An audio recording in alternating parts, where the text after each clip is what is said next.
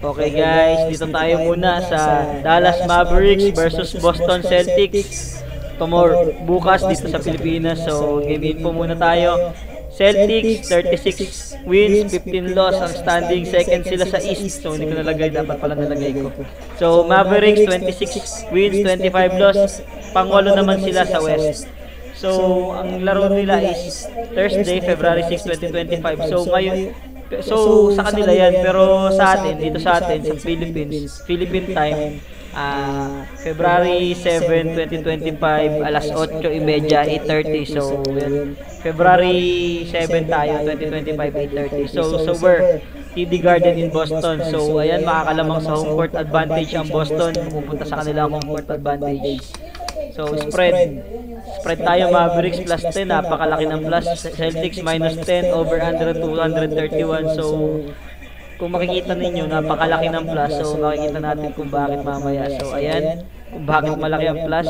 Ayan yung mga injured, si Dwight Powell, Derek Lively, Caleb Martin, PJ Washington, Daniel Gafford, saka si Anthony Davis, questionable pa rin. So, sana makalaro si Anthony Davis. So, ito na pala si Caleb Martin. Ngayon ko lang na-research na dito na pala kasi injured. Di siya naglalaro pero ito na pala. Sana makalaro si Anthony Davis. Grabe. Parang magandang laban. Tapos, ayan na. So, hindi na ko na patatagalin. Prediction na kagad tayo. So, dito pala muna tayo Celtics.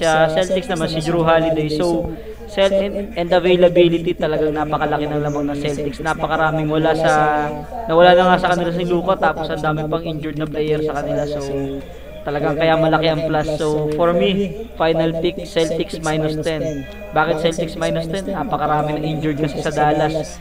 Plus considering na kompleto yung Celtics, halos kompleto. So si Jrue Holiday, pakiramdam ko lalaro pa rin yan. Tapos considering yung laro nila nung mga nakaraan, laging tambak yung Dallas.